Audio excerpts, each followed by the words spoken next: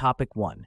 Moody's downgrade of U.S. credit rating leads to stock market decline, highlighting concerns over economic stability and investor confidence. Moody's has downgraded the U.S. credit rating from the highest A to A01, resulting in a decline in the stock market. This downgrade is attributed to the rising debt and high interest costs of the U.S. government. Consequently, U.S. bond yields have increased, raising concerns among investors about economic stability and confidence. The Dow Jones Industrial Average, S&P 500, and NASDAQ all experienced declines, and Moody's decision is seen as a warning regarding the U.S. fiscal deficit and rising interest costs, which could have broader implications for the U.S. economy. Topic 2. China's economy slowdown due to trade tensions impacts retail sales and housing.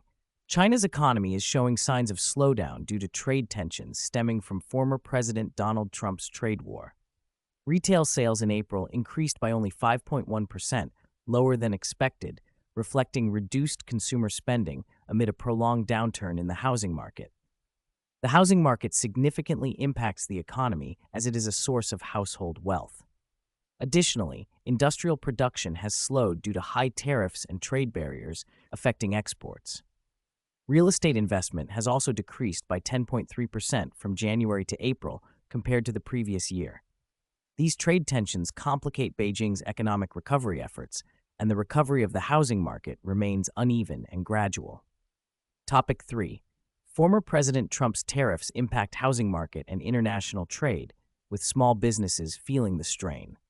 Former President Donald Trump's tariff policies have significantly affected the U.S. housing market and international trade. The tariffs have led to increased raw material costs, slowing down housing construction, and potentially causing a housing shortage and rising prices.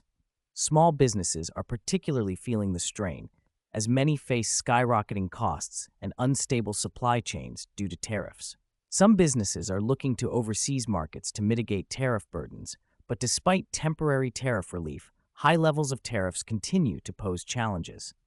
Trump's tariff policies are impacting not only large corporations but also small businesses, increasing uncertainty across the U.S. economy. Topic 4. New agreements between UK and EU mark a positive step 5 years post-Brexit. The UK and the European Union have made positive progress by signing new agreements 5 years after Brexit. UK Prime Minister Keir Starmer stated that the agreements would reduce bureaucracy, boost the UK economy, and reset relations with the EU. The agreements include enhanced defense and security cooperation, as well as easing food trade and border checks. Notably, the UK will gain access to the EU's defense loan program, and some checks on animal and plant products will be removed, facilitating smoother food trade.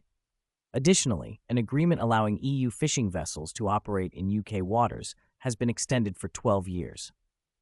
Starmer emphasized that the UK will not rejoin the EU's single market or customs union, and both sides are focusing on security, defense, and youth mobility plans.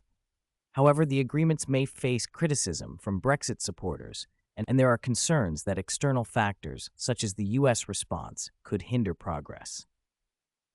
Topic 5. President Joe Biden's diagnosis of prostate cancer adds a personal dimension to broader economic and political narratives.